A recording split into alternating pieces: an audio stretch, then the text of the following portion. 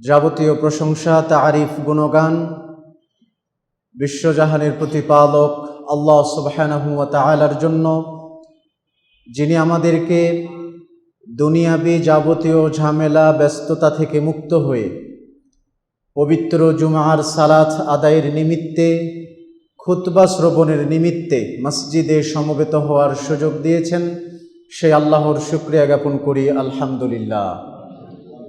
দরুদ এবং সালাম বর্ষিত হোক আমাদের সর্বশেষ এবং সর্বশ্রেষ্ঠ রাসূল আহমদ মুহাম্মদ মুস্তাফা সাল্লাল্লাহু আলাইহি ওয়াসাল্লামের প্রতি।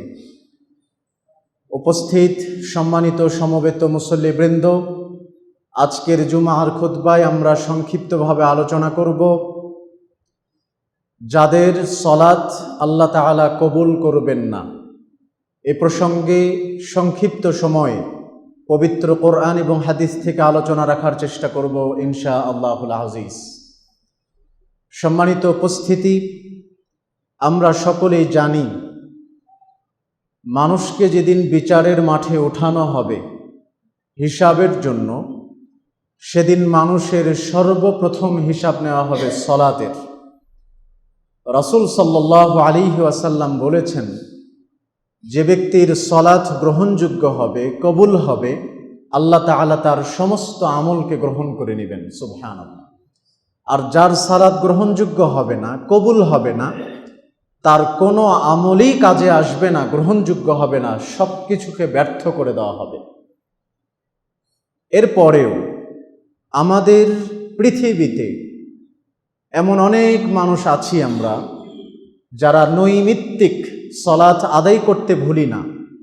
5 ওয়াক্ত সালাত আমরা জামাতের সাথে আদায় করার চেষ্টা করি, কিন্তু রাসূলুল্লাহ সাল্লাল্লাহু আলাইহি ওয়াসাল্লামের ভাষায়, আল্লাহর ভাষায়, এই মুসল্লিদের মাঝে এমন কিছু শ্রেণী আছে, এমন কিছু মানুষ আছে যারা নিয়মিত সালাত পড়ার পরেও আল্লাহ তাআলার কাছে সালাতের কোনো প্রতিদান তারা পাবে না।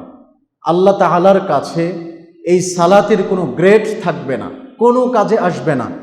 সেই ধরনের মুসল্লিকে নিয়ে আজকে আমার সংক্ষিপ্ত খুতবাকে ইতি করার চেষ্টা করব ইনশাআল্লাহুল আজিজ। সম্মানিত উপস্থিতি, আল্লাহ সুবহানাহু ওয়া তাআলা পবিত্র কোরআনুল কারিমে বলেছেন, ফাওয়াইলুল লিল মুসাল্লিন, দুর্ভোগ সালাত আদায়কারীদের জন্য, দুর্ভাগ্য সালাত আদায়কারীদের জন্য। ইবনে আব্বাস রাহিমাহুল্লাহ রাদিয়াল্লাহু আনহু, তিনি এখানে ওয়াইল বলতে জাহান্নামের একটা অংশকে বুঝিয়েছেন, যে এই জাহান্নামের একটা অংশ ওই সমস্ত মুসল্লিদের জন্য। এই আয়াতের বাহ্যিক রূপ দেখলে বোঝা যায় যে আল্লাহ তাআলা এখানে এই ওয়াইল নামক জায়গাটা দুনিয়ার কোনো সাধারণ মানুষের জন্য বলেননি। তিনি বলেছেন যে যারা নামাজি, সালাত আদায় করে, মুসল্লি বলা হয়েছে কোরআনে, যে মুসল্লিদের জন্য এই দোজখ, এই জাহান্নাম, এটা কোনো সাধারণ মানুষের জন্য নয়। কারা তারা? আল্লাযীনা হুম ফি সলাতিহিম সাহুন, আন সলাতিহিম সাহুন, যারা তাদের সালাত থেকে উদাসীন, সালাত থেকে গাফেল, অমনোযোগী। আব্দুল্লাহ ইবনে আব্বাস রাদিয়াল্লাহু আনহু এখানে বুঝিয়েছেন মুনাফিকদেরকে। তিনি বলেছেন সালাত থেকে অমনোযোগী মানে হচ্ছে যারা মুনাফিক। আর বিখ্যাত একজন মুফাসসির আতা ইবনু দিনার রাহিমাহুল্লাহ, তিনি এখানে এই আয়াতের তাফসীর করতে গিয়ে তিনি বলেছেন যে আলহামদুলিল্লাহিল্লাযী ক্বালা আন সলাতিহিম সাহুন ওয়া লাম ইয়াকুল ফি সলাতিহিম সাহুন। সেই আল্লাহর প্রশংসা করছি যেই আল্লাহ বললেন, দুর্ভাগ্য ওই সমস্ত নামাজীদের জন্য যারা তাদের সালাত থেকে উদাসীন, বরং সালাতের ভেতরে উদাসীন নয়। দুইটার মধ্যে পার্থক্য আছে। সালাত থেকে উদাসীন একটা ব্যাপার, আবার সালাতের ভেতরে উদাসীন এটা কিন্তু আলাদা ব্যাপার। আপনি সালাতে দাঁড়িয়েছেন, দাঁড়িয়ে আপনি উদাসীন, আবার কোনো মানুষ আছে যে ও সালাত থেকেই উদাসীন, দুইটার অর্থ কিন্তু আলাদা। তো এই তাফসীর করতে গিয়ে ওলামায়ে কেরাম, মুফাসসিরগণ এই সালাত থেকে উদাসীনের ব্যাখ্যায় 3টা কথা বলেছেন, যে সালাত থেকে উদাসীন কিভাবে হয় মানুষ। এক নম্বর ব্যাখ্যা হচ্ছে আসসাহাবু আন ওয়াক্তিহা। আল্লাহ তাআলা যে বললেন যে দুর্ভাগ্য ওই সকল সালাত আদায়কারীদের যারা তাদের সালাত থেকে উদাসীন, এটার এক নম্বর হচ্ছে যারা সালাতের নির্দিষ্ট সময় পার করে দেয়। আউয়াল ওয়াক্তে সালাত আদায় করে না, নির্দিষ্ট সময় পার করে দেয়। তাখিরুস সালাহ আন আউয়ালি ওয়াক্তিহা, নির্দিষ্ট সময় পার করে বিলম্বে সালাত আদায় করে। গালিবান আও দাইমান, বেশিরভাগ সময় অথবা সর্বদাই।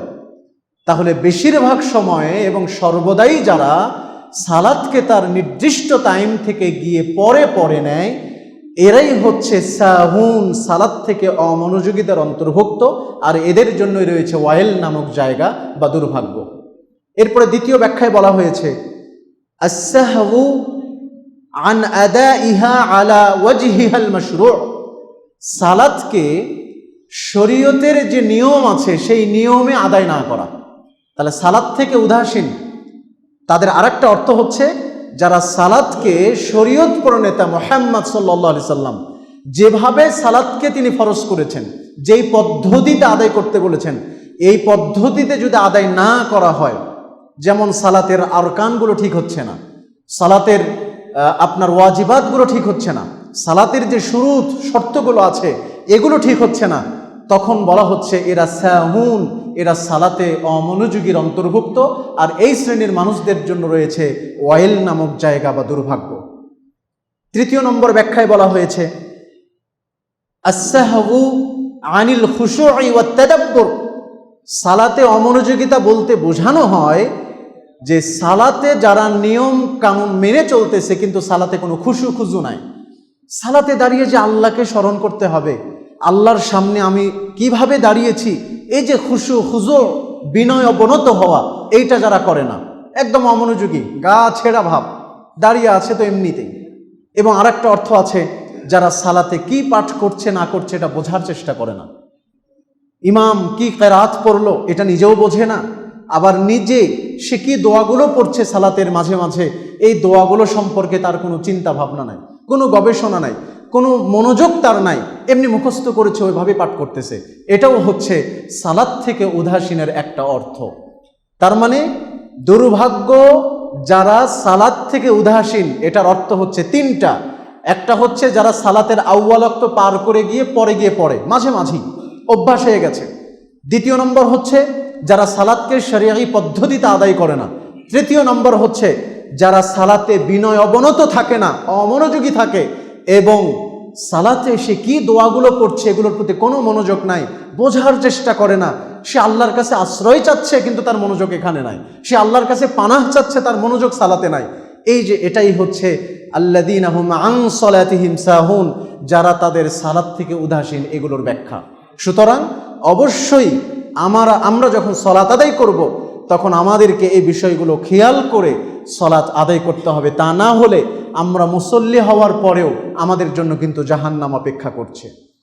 এরপর আল্লাহ সুবহানাহু ওয়া তাআলা বললেন আল্লাযীনা হুম ইউরাউন, যারা মানুষকে দেখাবার উদ্দেশ্যে সালাত আদায় করে, যারা মানুষকে দেখাবে, শুধু মানুষ আছে, কোনো পরিচিত ব্যক্তিজন আছে সেজন্য সালাত আদায় করব, এটা যাদের উদ্দেশ্য আল্লাহ সুবহানাহু ওয়া তাআলা তাদেরকেও সতর্ক করেছেন। বিশ্বনবী মুহাম্মদ সাল্লাল্লাহু আলাইহি ওয়াসাল্লামের একাধিক হাদিস আছে মানুষকে দেখানোর জন্য সালাত কেন, পৃথিবীর বিন্দু থেকে বিন্দু পরিমাণ কোনো ভালো এবং নেকির কাজও যদি হয়, আল্লাহকে বাদ দিয়ে অন্য কাউকে দেখাবার জন্য আপনি যদি করে থাকেন, সেটা ছোট শিরকের অন্তর্ভুক্ত হয়ে যাবে। আবু সাঈদ আল খুদরি রাদিয়াল্লাহু তাআলা আনহু বলেন, খরাজা আলাইনা রাসূলুল্লাহ সাল্লাল্লাহু আলাইহি ওয়াসাল্লাম, রাসূল সাল্লাল্লাহু আলাইহি ওয়াসাল্লাম একদিন আমাদের নিকটে বের হয়ে আসলেন। ওয়া নাহনু নাতাযাকারুল মাসীহাদ দাজ্জাল, আমরা দাজ্জাল প্রসঙ্গে আলোচনা করছিলাম। ওই সময়ে দাজ্জালের ভয়ভীতি সম্পর্কে আলোচনা করছিলাম। এই সময়ে রাসূল সাল্লাল্লাহু আলাইহি ওয়াসাল্লাম আমাদের নিকটে এসে বললেন যে তোমরা দাজ্জালের বিষয়ে আলোচনা করছো, আলা উখবিরুকুম বিমা হুয়া আখওয়াফু আলাইকুম ইনদি মিনাল মাসীহিদ দাজ্জাল, আমি কি তোমাদেরকে বলবো না এমন একটা সংবাদ, আমি কি তোমাদেরকে এমন একটা কথা জানিয়ে দেব না যেই কথাটা আমি দাজ্জালের চেয়েও তোমাদের জন্য বেশি ভয়ঙ্কর মনে করি। পৃথিবীতে দাজ্জালের ফিতনার চেয়ে ভয়াবহ এবং বড় কোনো ফিতনা অতীতেও আসেনি, ভবিষ্যতেও আসবে না। সেই একমাত্র পৃথিবীর সবচেয়ে ভয়াবহ ফিতনা। কিন্তু রাসূলুল্লাহ সাল্লাল্লাহু আলাইহি ওয়াসাল্লাম তিনি সাহাবীদেরকে দাজ্জালের আলোচনা শোনার পরে বললেন যে আমি কি তোমাদেরকে জানিয়ে দেব না দাজ্জালের চেয়েও ভয়ঙ্কর ফিতনা এবং বিপর্যস্ত জিনিস তোমাদের জন্য অপেক্ষা করছে, সেটা কি? সাহাবীরা বললেন, বালা ইয়া রাসূলুল্লাহ, আল্লাহর রাসূল বলেন কি এমন ভয়ঙ্কর বিষয়? আমরা এতদিন জেনে আসছিলাম এটাই সবচেয়ে ভয়ঙ্কর, আপনি আজকে আমাদেরকে জানিয়ে দেন যে দাজ্জালের ফিতনার চেয়ে বেশি ভয়ঙ্কর জিনিস কি? তখন রাসূলুল্লাহ সাল্লাল্লাহু আলাইহি ওয়াসাল্লাম বললেন, আশ-শিরকুল খাফি, গোপন শিরক। সেই গোপন শিরক কি?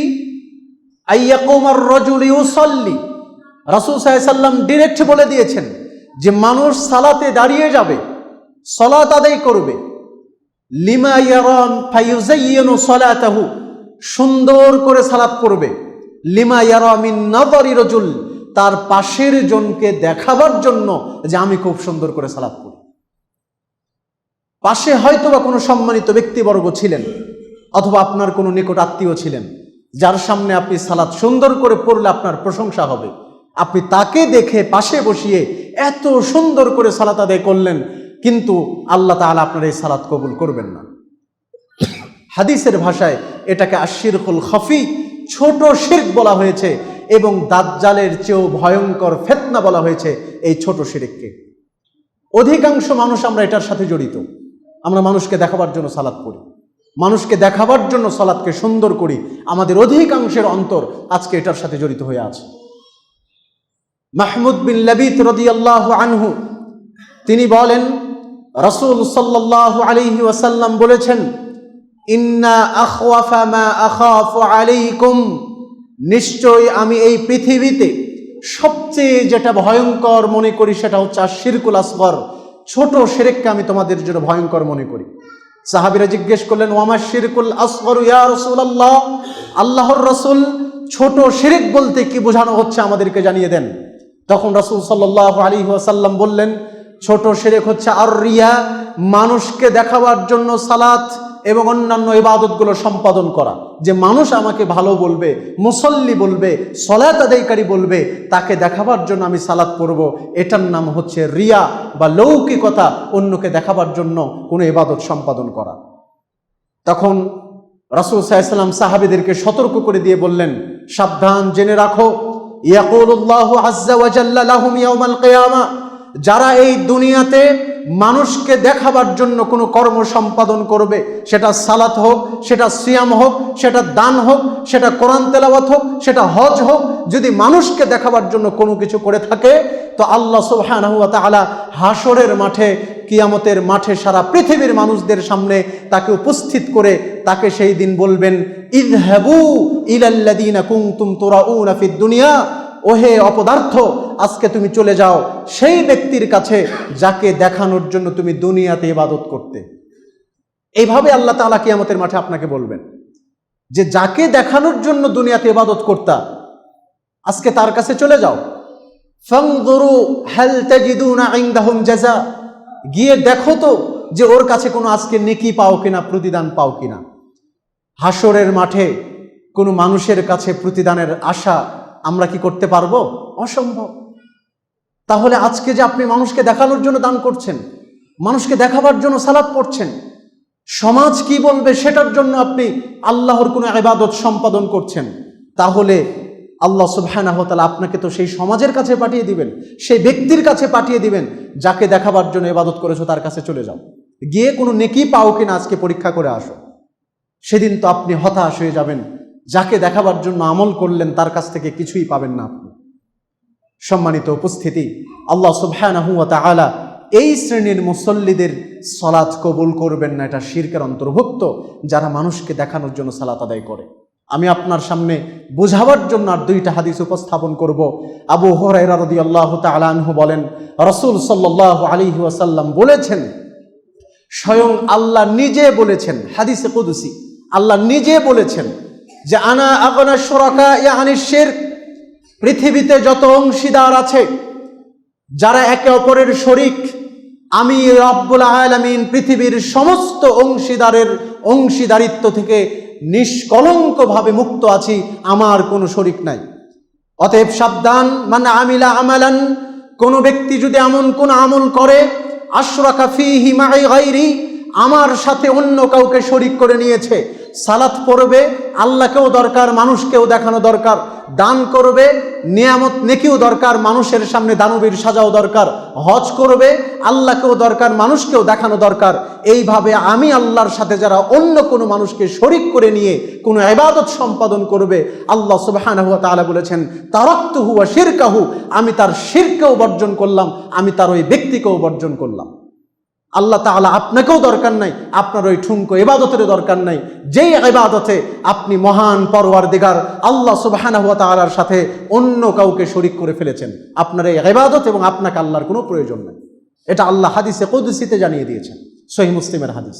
অতএব কোনো ইবাদত কোনো ব্যক্তির স্বার্থে, কোনো দুনিয়ার স্বার্থে, কোনো মানুষকে খুশি করার স্বার্থে আজকের পর থেকে আমরা করব না ইনশাআল্লাহ। আমরা শুধুমাত্র আল্লাহকে খুশি করার জন্য করব। কারণ এই লৌকিকতা, মানুষকে দেখাবার জন্য কোনো ইবাদত, হাদিসে এটাকে পিপিলিকার চলার চেয়েও গুপ্ত এবং সুপ্ত বোঝানো হয়েছে। যে পিঁপড়া যখন রাস্তায় চলে আপনি বুঝতে পারবেন না, আপনার পিঠে উঠে গেলে আপনি বুঝতে পারবেন না, যদি না আপনাকে অন্য কিছুভাবে টের পাওয়ায়। আপনি পিঁপড়ার চলার সাউন্ড যেমন পাবেন না, ঠিক এই গুপ্ত শিরক, সুপ্ত শিরক, ছোট শিরক, এই রিয়া, লৌকিকতাটা পিঁপড়ার চলার চেয়েও অধিক সূক্ষ্ম এবং গোপন। অতএব এই পাপ থেকে ফিরে আসতে হবে আমাদেরকে। তাহলে এই আয়াত থেকে আমরা দুইটা জিনিস বুঝলাম, যে আল্লাহ তাআলা যাদের সালাত কবুল করবেন না তাদের এক শ্রেণী হচ্ছে যারা সালাত থেকে অমনোযোগী, আউয়াল ওয়াক্তে পড়ে না, শুরুত আরকান ওয়াজিবাতগুলো ঠিকভাবে আদায় করে না, এবং সালাতে সে কি বলে কি পড়ে নিজে বোঝার চেষ্টা করে না। এটা হচ্ছে একটা। আর একটা হচ্ছে যারা লোক দেখাবার জন্য সালাত করবে, এদের সালাত আল্লাহ সুবহানাহু ওয়া তাআলা কবুল করবে না। আল্লাহ তাআলা পবিত্র কোরআনে বলেছেন ইন্নাল মুনাফিকিনা ইউখাদিউনাল্লাহ, যারা মুনাফিক এরা তো আল্লাহকে প্রতারিত করতে চায়। ওয়া হুয়া খাদিউহুম, আল্লাহ তাআলা নিজে বলেছেন যে অতএব তাদেরকে বলে দাও যে আল্লাহই ওদেরকে প্রতারণার মধ্যে ফেলে দেয়। ওয়া ইযা কামু ইলাস সালাহ কামু কুসালা, যখন তারা সালাতে দাঁড়ায় অলস হয়ে দাঁড়ায়, এমন ভাবে দাঁড়িয়েছে যে সে মনে হয় দুনিয়ার সবচেয়ে বিরক্তিকর জায়গায় দাঁড়িয়েছে, সবচেয়ে টেনশনের জায়গায় সে দাঁড়িয়েছে। সালাতে দাঁড়িয়ে একদিকে কাত হয়ে আছে, আরেক দিকে কাত হয়ে আছে, পেছন দিকে ঢলে আছে, সামনে ঢলে আছে, মানে সালাতের কোনো সিস্টেম নাই, কোনো ওয়াজিবাত শুরুত রকম কিচ্ছু ঠিক নাই। ও শুধু নাম কাওয়াস্তে হাজিরা দিতে এসেছে মাত্র। এই ধরনের সালাতের আল্লাহর কোনো প্রয়োজন নাই। ইউরাউনান নাস, আল্লাহ বলছে ও তো মানুষকে দেখাতে চায়। ওয়ালা ইয়াযকুরুনাল্লাহা ইল্লা কালিল, আর পৃথিবীতে আল্লাহকে খুব অল্প সংখ্যক মানুষই আছে যারা স্মরণ করে। আল্লাহকে স্মরণ করার মতো স্মরণ করার মানুষ এই দুনিয়াতে খুবই কম। অতএব আপনি যদি মুসল্লি হতে চান তবে সেরকম মুসল্লি হতে হবে সালাতকে তার হক সহ যথাযথ রুকুন ওয়াজিবাত এবং শারায়েত সহ আমরা আদায় করার চেষ্টা করব। আল্লাহ আমাদের সহজ করে দেন, আমিন। যাদের সালাত কবুল হয় না, এই মর্মে বিশ্বনবী মুহাম্মদ সাল্লাল্লাহু আলাইহি ওয়াসাল্লাম বলেছেন, আব্দুল্লাহ ইবনে আব্বাস রাদিয়াল্লাহু তাআলা আনহু থেকে বর্ণিত, রাসূল সাল্লাল্লাহু আলাইহি ওয়াসাল্লাম বলেন, সালাসাতুন লা তুরফাউ সালাতুহুম ফাওকা রুউসিহিম শিবরা, তিন শ্রেণীর মানুষ আছে দুনিয়াতে যাদের সালাত তাদের মাথার উপরে এক বিঘত পরিমাণও ওঠে না। আপনি দুনিয়াতে সালাত পড়ছেন, এই সালাতের নেকিটা আরশে উপরে যাওয়া, আল্লাহর কাছে পৌঁছা তো দূরের কথা, ফেরেশতারা লেখা তো দূরের কথা, হাদিসের ভাষায় লা তুরফাউ ফাওকা রুউসিহিম শিবরা, মাথার উপরে এক বিঘত পরিমাণও ওঠে না আপনার এই সালাত। কারা তারা? এক নম্বর, বিশ্বনবী সাল্লাল্লাহু আলাইহি ওয়াসাল্লাম বলেছেন, ওই ব্যক্তি আম্মা কওমান, যেই ব্যক্তি কোনো কওমের ইমামতি করে, কওমের ইমাম সে সালাত আদায় করায়, ওয়াহুম লাহু কারিহুন, কিন্তু কওমের লোকজন তাকে কেউ দেখতে পারে না। সে ইমাম কিন্তু কোনো মুসল্লি তাকে পছন্দ করে না। পছন্দ না করার কারণ আছে, শরীয়ী কারণ থাকতে হবে। ইমামকে ভালো, সে অনেক সুন্দর, আদব আখলাক ভালো, আপনি তারপরও দেখতে পারেন না, এটা শরীয়ী কারণ নয়। ইমামকে পছন্দ করে না জনগণ, কি কারণে? যে হয়তো ইমাম কোনো বিদআতের সাথে জড়িত, ইমাম হতে পারে খুলুকুন হাসান তার মধ্যে নাই, সে অসৎ চরিত্রবান। ইমাম হতে পারে তার সালাত সুন্দর নয়, ইত্যাদি শরঈ যে কারণ আছে, এই সমস্ত কারণের প্রেক্ষিতে জনগণ কোনো ইমামকে অপছন্দ করলে ওই ইমাম অপছন্দের ভিত্তিতে তাও যদি জোর করে ইমামতি করে, তাহলে ওই ইমামের সালাত আল্লাহর কাছে গ্রহণযোগ্য তো হওয়া দূরের কথা, মাথার উপরে এক বিঘত পরিমাণ উঠবে না, এই কথা রাসূল সাল্লাল্লাহু আলাইহি ওয়াসাল্লাম বলেছেন। আর এটা হচ্ছে ইমামাত সুগরা। ইমামত তো দুই প্রকার, একটা হচ্ছে ইমামত সুগরা, যেটা নামাজের ইমামতি করা, সালাতের ইমামতি করা, কিন্তু আরেকটা দায়িত্ব আছে ইমামা কুবরা, যেটা রাষ্ট্রীয় দায়িত্ব। রাষ্ট্রীয় দায়িত্ব তো আরো বড় জিনিস, জনগণের অসন্তুষ্টির ভিত্তিতে ওখানে থাকার কোনো অধিকার নাই। কিন্তু এরপরও দেখবেন আমাদের কালচারগুলো এমন হয়ে গেছে, জোর করে কাউকে নামিয়ে না দেওয়া পর্যন্ত কেউ রাষ্ট্রীয় দায়িত্ব থেকে নামতে চায় না। এটা আমাদের সমাজ ব্যবস্থা এরকমই হয়ে গেছে, জোর করে নামিয়ে দিলে এরপরে কেউ নামতে চাইবে, কিন্তু আমাকে কেউ পছন্দ করছে না, জনগণ আমার থেকে ভালো কিছু পাচ্ছে না, এইরকম কেউ খেয়াল করে নিজে যে পদত্যাগ করবে, সরে আসবে, এরকম কিন্তু কালচার নাই। সুতরাং অবশ্যই জনগণের কল্যাণ স্বার্থ রক্ষা করা প্রত্যেকটা জায়গায় আমাদেরকে লক্ষ্য রাখতে হবে। অতএব শরঈ কারণে যদি কোনো ইমামকে কোনো ব্যক্তি ঘৃণা করে, কোনো কওম যদি ঘৃণা করে, তাহলে ওই কওমের ইমামতি করার দায়িত্ব তার আর থাকবে না এবং তার সালাত কবুল হবে না।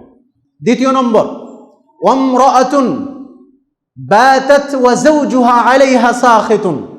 ওই মহিলা, যেই মহিলা রাত্রি যাপন করছে এমন অবস্থায় যে তার স্বামী তার উপরে রাগান্বিত হয়ে আছে, স্বামী শরঈ কারণে রাগ করেছে, কিন্তু স্ত্রী তার রাগ না ভাঙিয়ে, তাকে না বুঝে সে পুরো রাত্রিটা কাটালো, এই মহিলার সালাত আল্লাহ সুবহানাহু ওয়া তাআলা কবুল করা তো দূরের কথা, মাথার এক বিঘত পরিমাণ উঠবে না।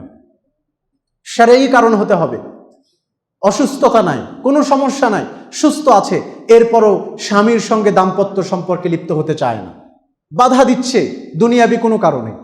এই সমস্ত স্ত্রীদের প্রতি রাসূল সাল্লাল্লাহু আলাইহি ওয়াসাল্লামের অভিশাপ, আল্লাহর অভিশাপ, এবং তাদের সালাত কবুল হবে না। তবে শরঈ যদি কারণ থাকে, যদি তিনি অপবিত্রা হয়ে থাকেন, যদি অসুস্থ হয়ে থাকেন, তাহলে অবশ্যই স্বামীকে সেই লক্ষ্য বিবেচনা করে তারপরে সামনের পদক্ষেপগুলো নিতে হবে। কিন্তু কোনো কারণ ছাড়াই যদি স্বামী আপনার উপরে রাগ করে ঘুমিয়ে আছে আর আপনি অবস্থায় রাত কাটালেন, আপনার সালাত আল্লাহ কবুল করবে না।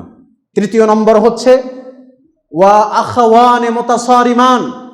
ওই দুইজন ব্যক্তি, যেই দুই ব্যক্তি পরস্পরে মুসলিম ভাই কিন্তু একে অপরের সাথে সম্পর্ক ছেদ করেছে, মুসলিম ভাই একে অপরের সাথে কোনো সম্পর্ক নাই, যোগাযোগ নাই, দেখা সাক্ষাৎ নাই, কোনো একটা সামান্য ঠুনকো বিষয় নিয়ে ঝগড়া করে আপনারা বিচ্ছেদ, কেউ কারোর সঙ্গে কথা বলে না, এই তিন শ্রেণীর ব্যক্তির সালাত আল্লাহ সুবহানাহু ওয়া তাআলা কবুল করেন না। সালাত আদায় করলে ফরজটা আদায় হয়ে যাবে, ফরজিয়াতের যে হক ছিল এটা আদায় হয়ে যাবে, কিন্তু এই সালাতের যে একটা গ্রেড আছে, একটা মান আছে, এটা আপনি হাসরের মাঠে পাবেন না, আল্লাহ তাআলা আপনার সালাতকে অগ্রহণযোগ্য করবেন। অতএব এই হাদিস পাঠ করার পরে আমার মনে হচ্ছে অত্র মসজিদের অধিকাংশ মুসল্লি আমরা এটার মধ্যে পড়ে গেছি। আমাদের অনেকে আছে যে আমাদের মুসলিম ভাইদের একে অপরের সাথে কোনো সম্পর্ক আমাদের নাই, অথচ রাসূল সাল্লাল্লাহু আলাইহি সাল্লাম অন্য একটা হাদিসে বলেছেন, লা ইয়াহিল্লু লিমুসলিমিন আইয়াহজুরা আখাহু ফাওকা সালাস। কোনো মুসলিমের জন্য বৈধ নয় 3 দিনের বেশি তার ভাইয়ের সঙ্গে কথা না বলে থাকা, কোনো মুসলিমের জন্য বৈধ নয়। কোন একটা ঝামেলা ছিল, 3 দিনের মধ্যে আপনাকে ঝামেলা মিটিয়ে নিতে হবে, 3 দিনের পরেও আপনি ঝামেলার রেশ টেনে ধরে আপনি আপনার মুসলিম ভাইকে কথা বলবেন না, তাকে পরিত্যাগ করবেন, এটা কোনো মুসলিমদের জন্য বৈধ নয়। অতএব এমন ইমাম, এমন স্ত্রী এবং এই দুই ব্যক্তি যারা একে অপরের সঙ্গে কথা বলে না, মুসলিম ভাই অথচ কথা বলছে না, এই ধরনের 3-4 ব্যক্তিকে আল্লাহ সুবহানাহু ওয়া তাআলা কঠিন হুঁশিয়ার করে দিয়েছেন, তাদের সালাত তাদের মাথার এক বিঘত পরিমাণ উপরে উঠবে না। রাসূলুল্লাহ সাল্লাল্লাহু আলাইহি ওয়াসাল্লাম অন্য একটা হাদিসে একই শব্দ বলেছেন, একটা জিনিস শুধু বেশি বলেছেন। সেটা কোনটা? উমামা আল বাহিলি রাদিয়াল্লাহু তাআলা আনহু থেকে বর্ণিত, তিনি বলেন রাসূল সাল্লাল্লাহু আলাইহি ওয়াসাল্লাম বলেছেন, সালাসাতুন লা তুজাওয়িজু সালাতুহুম আযানাহুম। 3 শ্রেণীর ব্যক্তি আছে এমন যাদের সালাত তাদের কান অতিক্রম করবে না। এই হাদিসে আরো কঠিন কথা, আগের হাদিসে ছিল মাথার উপরে এক বিঘত উঠবে না, আর এই হাদিসে বলা হচ্ছে যে যাদের সালাত তাদের কান পর্যন্ত অতিক্রম করবে না। তারা কারা? 1 নম্বর হচ্ছে আল আব্দুল আবিকু হাত্তা ইয়ারজিআ। পালাতক দাস যতক্ষণ না তার মালিকের কাছে ফিরে না আসে। যদিও দাসত্বের প্রথা এখন আমাদের মাঝে না, এটা বিলুপ্ত হয়ে গেছে। এটা রাসূল সাল্লাল্লাহু আলাইহি ওয়াসাল্লামের যুগে ছিল এবং এই পরিস্থিতি ঘটত বিধায় তিনি ওই সময় এটা বলে গেছেন যে ওই দাস, ওই গোলাম, যেই গোলাম তার মালিকের কাছ থেকে পালিয়ে চলে গেছে, যতদিন না সে তার মালিকের কাছে ফিরে আসবে ততদিন সে যদি মুসলিম হয় আর সালাত আদায় করে, তার কোনো সালাত তার কান পর্যন্ত অতিক্রম করবে না। এটা হচ্ছে এই হাদিসের বাড়তি অংশ। সুতরাং এই ব্যক্তিদের সালাত আল্লাহ সুবহানাহু ওয়া তাআলা কবুল করবেন না। এরপর আরো একটা শ্রেণী আছে যাদের সালাত আল্লাহ তাআলা গ্রহণ করবেন না। তারা হচ্ছে যারা নেশাদার দ্রব্যের সাথে জড়িত, নেশাদার দ্রব্য নিয়মিত সেবন করে, মাতলামু করে, এদের সালাত আল্লাহ সুবহানাহু ওয়া তাআলা গ্রহণ করবেন না। এই হাদিস বর্ণনা করেছেন আব্দুল্লাহ ইবনে আমর ইবনুল আস রাদিয়াল্লাহু তাআলা আনহু। তিনি বলেন, রাসূল সাল্লাল্লাহু আলাইহি ওয়াসাল্লাম বলেছেন, ফামান শারিবাল খামরা ফাসাকিরা, কোন ব্যক্তি যদি নেশাদার দ্রব্য সেবন করে অতঃপর মাতাল হয়ে যায়, নেশাগ্রস্ত হয়, মাতলামু করে, লাম তুকবাল লাহু সালাতুন 40 সাবাহা, হাদিসের স্পষ্ট কথা, আল্লাহ সুবহানাহু ওয়া তাআলা ওই ব্যক্তির সালাত 40 দিন পর্যন্ত কবুল করবেন না। নাউযুবিল্লাহ, 40 দিন তার সালাত কবুল করবে না। এরপরে বলা হচ্ছে ফাইন মাতা দাখালান নার, ও যদি নেশা অবস্থায় মারা যায় সে জাহান্নামে চলে যাবে। ওয়া ইন তাবা তাবাল্লাহু আলাইহি, যদি ফিরে আসে তওবা করে আল্লাহ তাকে ক্ষমা করে দিবে।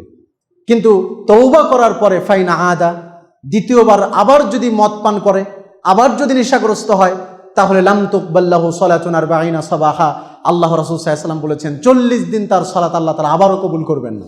এই অবস্থায় মারা গেলে জাহান্নামে যাবে।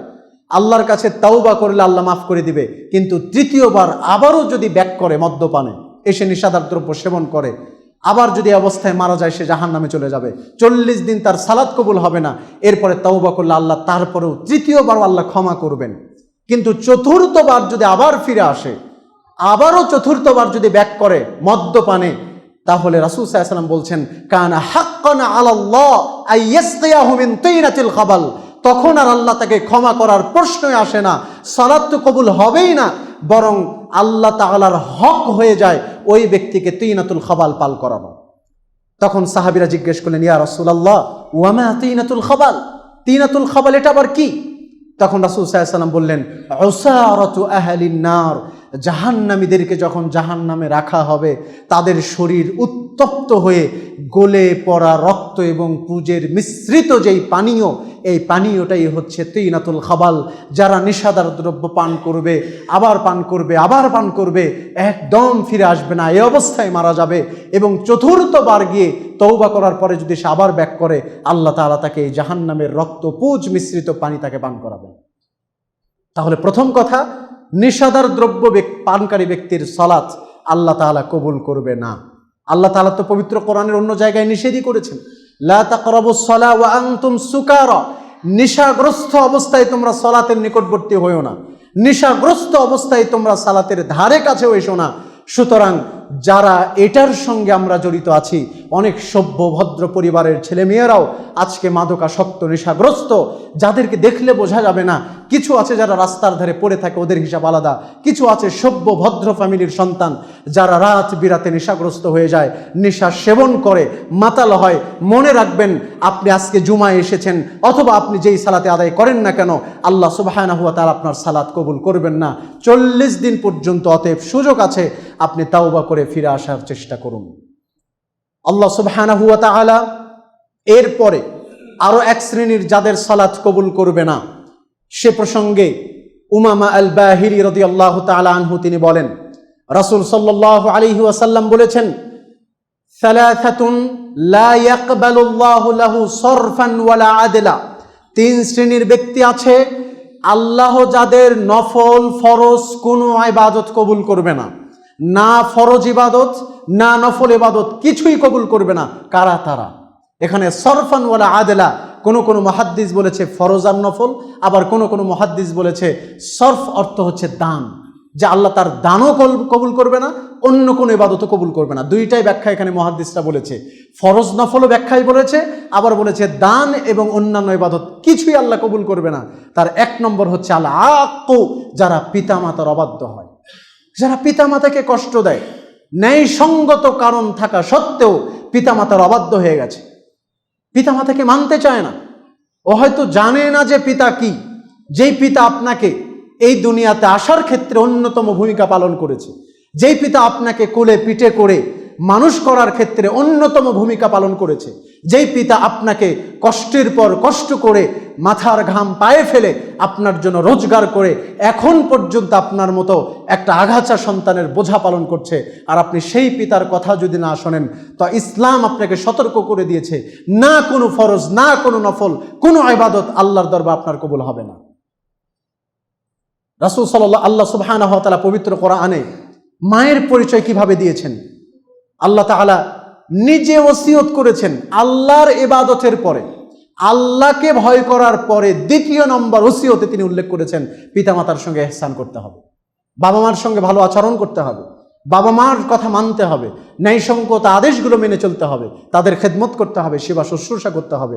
আর মায়ের পরিচয় দিতে গিয়ে তিনি বলেছেন মা হচ্ছে তারই নাম হামালাতুহু উম্মুহু ওয়াহনান আলা ওয়াহনিন, যেই মা কষ্টের পর কষ্ট করে আপনাকে তার গর্ভে ধারণ করেছে, ওয়া ওয়াদাআতুহু কুরহা, এবং কষ্ট করে আপনাকে দুনিয়াতে নিয়ে এসেছে, ওয়া হামলুহু ওয়া ফিসালুহু 30 শাহরা, শুধু গর্ভে ধরেই মা ক্ষান্ত হয়নি, শুধু আপনাকে গর্ভপাত করেই ক্ষান্ত হয়নি, বরং তৃতীয় আরো একটি কষ্ট করেছে, 30 মাস 2.5 বছর পর্যন্ত তার বুকের দুধ আপনাকে পান করিয়ে বড় করেছে।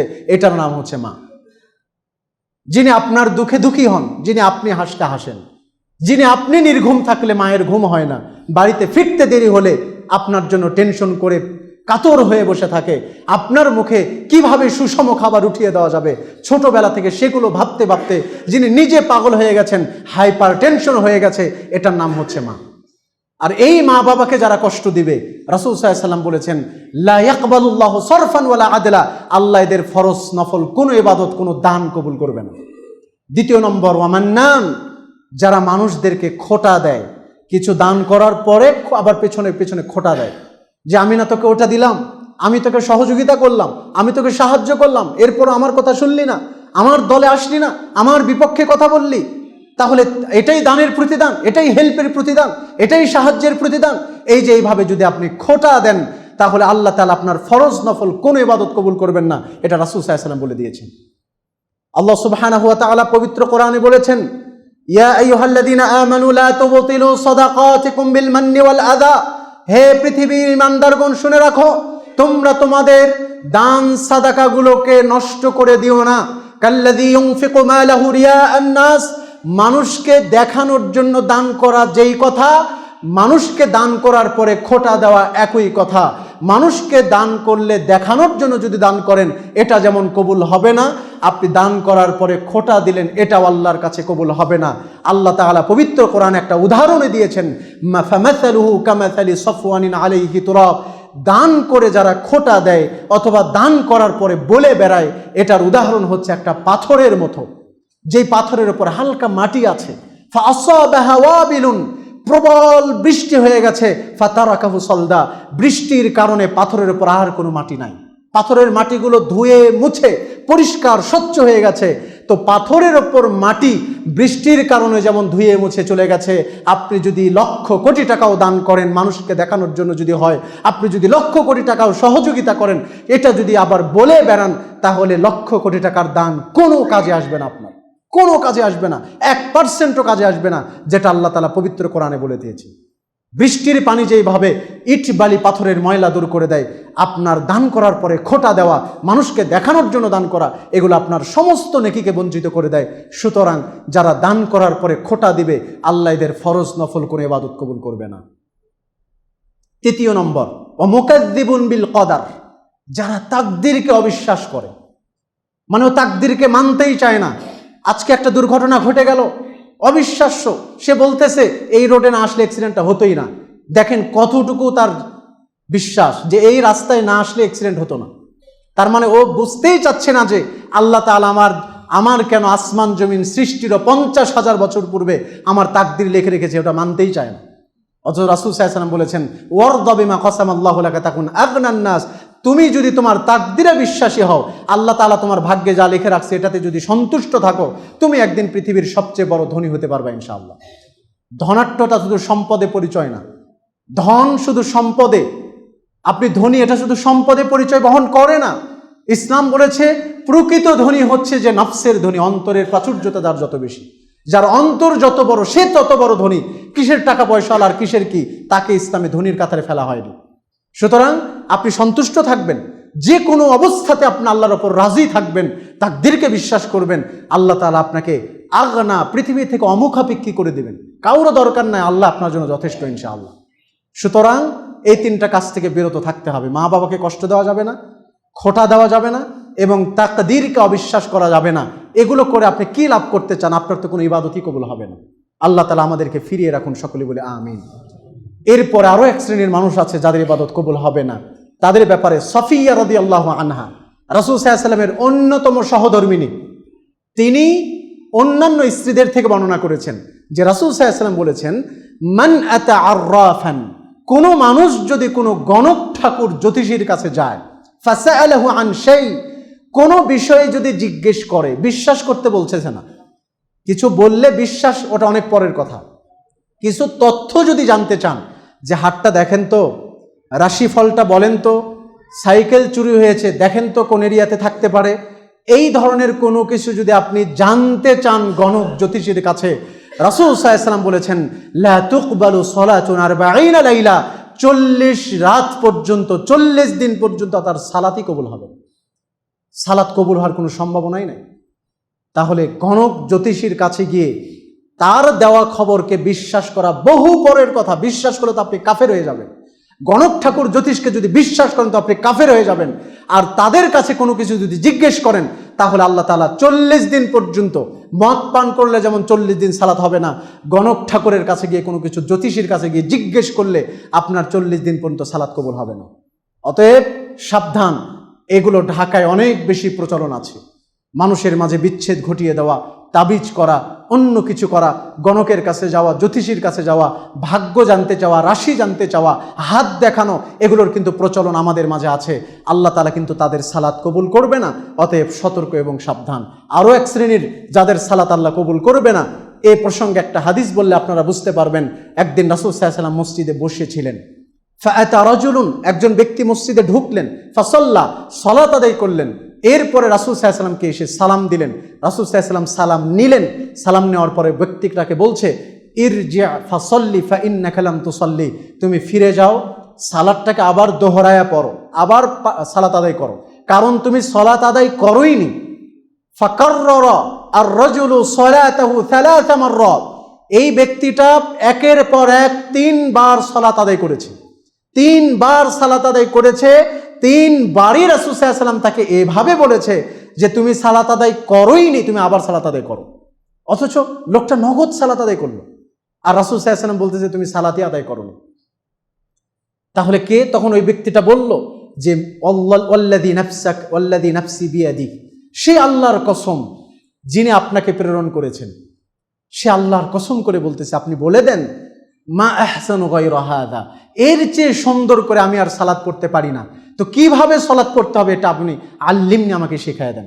ফাআল্লামাহু নবী সাল্লাল্লাহু আলাইহি ওয়াসাল্লাম কাইফিয়াতাস সালাহ, তখন রাসূল সাল্লাল্লাহু আলাইহি ওয়াসাল্লাম তাকে সালাতের বিশুদ্ধ পদ্ধতি শিক্ষা দিলেন। এরপরে তিনি সালাত আদায় করলেন। রাসূল সাল্লাল্লাহু আলাইহি ওয়াসাল্লাম এরপরে বললেন যে এবার তোমার সালাত সাকসেসফুল। সুবহানাল্লাহ। তার মানে সালাতে এমন কিছু জায়গা আছে, এমন কিছু ওয়াজিবাতগুলো আছে, রুকুন আছে, শর্ত আছে, যেগুলো আপনি সঠিকভাবে আদায় না করলে সারা জীবন যদি সালাত পড়েন আপনার সালাত গ্রেড পাবে না, কোনো উন্নত হবে না। অতএব এগুলো আপনাকে জেনে নিতে হবে। জীবনের কত কিছু আপনি মানুষকে জিজ্ঞেস করেন, আলেম ওলামাকে জিজ্ঞেস করেন, কিন্তু 5 ওয়াক্ত যে সালাত আপনি পড়ছেন কোনোদিন আপনি এটাকে সংশোধন করার চেষ্টা করেননি। যে সালাতের মাধ্যমে আপনি আল্লাহর কাছে দামি হবেন, সেই সালাতকে আপনি বিশুদ্ধ করার চেষ্টা করেননি। অতএব আমাদেরকে সতর্ক এবং সাবধান হতে হবে। হুযায়ফা রাদিয়াল্লাহু আনহু তিনি বলতেছেন, একটা আসার, ওই সাহাবী বলতেছে যে তিনি একজন ব্যক্তিকে দেখলেন, লা ইউতিম্মু রুকুআহু ওয়ালা সুজুদাহু, সালাত ঠিকভাবে পড়েছে কিন্তু রুকুও ঠিক নাই, সেজদাও ঠিক নাই। সালাত পড়েছে, রুকুও ঠিকভাবে করেনি, সাজদাও ঠিকভাবে করেনি। তখন ওই ব্যক্তির কাছে গিয়ে হুযায়ফা ইবনুল ইয়ামান রাদিয়াল্লাহু আনহু জিজ্ঞেস করলেন, মুনযু কাম তুসাল্লি হাযিহিস সালাহ, এইভাবে তুমি সালাত কতদিন ধরে পড়ছো? তখন বলল যে মুনযু 40 সানা, 40 বছর যাবত আমি আজকের এই সালাত পড়তেছি। এইভাবে যেই পদ্ধতিতে আজকে পড়তে দেখেছেন, এভাবে 40 বছর যাবত সালাত পড়তেছি। তখন হুযায়ফা রাদিয়াল্লাহু আনহু তাকে কি বললেন জানেন? মা সাল্লাইতা মুনযু 40 সানা, তুমি 40 বছর যাবত কোনো সালাতই পড়োনি। ওই লোকটা বলল যে আমি 40 বছর যাবত এভাবে সালাত পড়ছি। তখন হুযায়ফা রাদিয়াল্লাহু আনহু তাকে পুরোপুরি ব্যর্থ করে দিয়ে বললেন, 40 বছর তুমি কোনো সালাতই পড়োনি।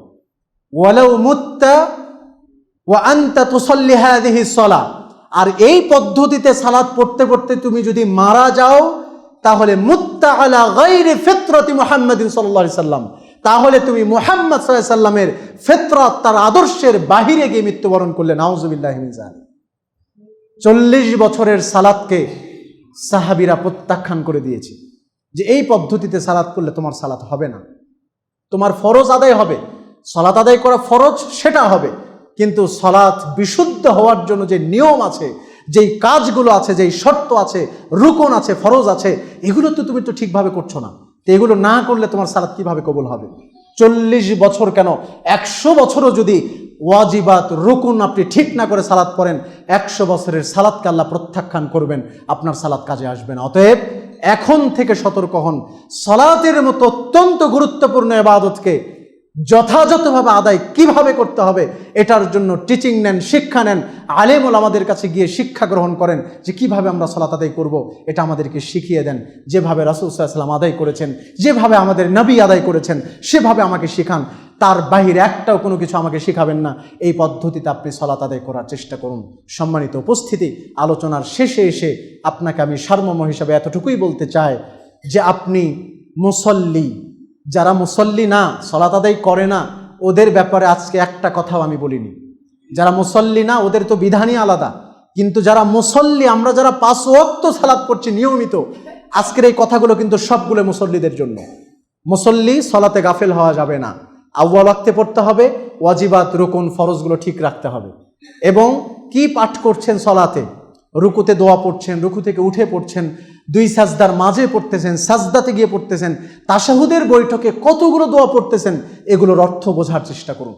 আল্লাহ তাআলার সাথে কি কথা বলতেছেন আপনি যখন আপনি সালাতে দাঁড়ান? বুখারীর হাদিসে রাসূল সাল্লাল্লাহু আলাইহি ওয়াসাল্লাম বলেছে, ফাইন্নাহু ইউনাজি রাব্বাহ, সে যেন তার রবের সাথে গোপনে আলাপ শুরু করলো। সে যখন সালাতে দাঁড়ালো তখন যেন রবের সাথে সংগোপনে আলাপ কথাবার্তা সে শুরু করেছে। সুবহানাল্লাহ। তাহলে আপনার রবের সাথে আপনি কি কথা বলতেছেন একটাও কি বোঝেন? আপনি সাজদাতে কি পড়েন তার অর্থ কি? আপনি তাশাহুদের বৈঠকে আল্লাহকে কি বলেন তার অর্থ কি? এগুলো বোঝার চেষ্টা করুন, এগুলো বুঝে মনোযোগের সাথে সালাত আদায় করার চেষ্টা করুন। এবং যে অপরাধগুলোর কথা বললাম এগুলো থেকে শতভাগ দূরত্ব বজায় রাখুন, এগুলোও করবেন, আবার নিয়মিত সালাত পড়বেন। আপনার এই সালাত ফরজের হুকুম আদায় হবে, আল্লাহর কাছে কোনো নেকি পাবেন না। অতএব আল্লাহ তাআলা আমাদের মতো মুসল্লিদেরকে যাবতীয় ভুল ভ্রান্তি থেকে মুক্ত করে সালাত আদায় করার তৌফিক দান করুন, আল্লাহুম্মা আমিন। এবং হুযায়ফা রাদিয়াল্লাহু আনহু বলেছেন যে ফাইন্নার রাজুলা ফালিয়ুখাফফিফ, মানুষ তার সালাতকে সংক্ষিপ্ত করতে পারে, কেরাতকে হালকা করে আপনি সালাতকে সংক্ষিপ্ত করবেন, কিন্তু আল ইউতিম্মু রুকুআহু ওয়া সুজুদাহু, রুকু এবং সেজদাকে পরিপূর্ণভাবে করতে হবে। আপনি কেরাত করেন সংক্ষিপ্ত, কিন্তু রুকুতে আপনি 2 তাসবিহ পড়ার সময় দেন না, রুকুতে আপনি 3 তাসবিহ পড়ার সময় দেন না, 1 তাসবিহ পরিমাণ পরে আপনি উঠে যাচ্ছেন। সাজদাতে গিয়ে আপনি তাসবিহ পড়তেই দেন না। বিশেষ করে রমাদান মাসে আমাদের বিভিন্ন মসজিদে এগুলো দেখা যায়, এগুলো সলাতের সাথে ফাজলামো, এগুলো দিয়ে আল্লাহর কাছে গ্রেড পাওয়া যাবে না, কোনো মান উন্নয়ন হবে না। আল্লাহ তাআলা যেন আমাদেরকে সমস্ত ভুলভ্রান্তিগুলো ক্ষমা করে দেন, আল্লাহুম্মা আমিন। এবং আল্লাহর কাছে দোয়া করছি, অতীতে যদি আমাদের কোনো সমস্যা হয়ে থাকে সলাতে, আল্লাহ তুমি সেগুলোকে মাফ করে দাও। আল্লাহ আমাদেরকে নতুন উদ্যমে সলাতের যাবতীয় বিধানগুলো সংরক্ষণ করো, তো 5 ওয়াক্ত সালাত আদায়ের তৌফিক দান করো। আল্লাহ যে সমস্ত অপরাধ করলে তুমি সালাত কবুল করো না, সে সমস্ত অপরাধ থেকে আপনি আমাদেরকে দূরে রাখুন। আল্লাহ তোমার কাছে দোয়া করি, আল্লাহ তুমি আমাদের যাবতীয় ভুল ত্রুটিগুলো ক্ষমা করে দাও। বারাকাল্লাহু লানা ওয়া লাকুম ফিল কুরআনিল আযীম ওয়া নাফা'আনি ইয়্যাকুম বিল আয়াতি ওয়ায যিকরিল হাকীম। আকুলু কাওলি হাযা আস্তাগফিরুল্লাহ লি ওয়া লাকুম ওয়া লিসাইরিল মুসলিমিন ফাস্তাগফিরু ইন্নাহু হুয়াল গফুরুর রহিম।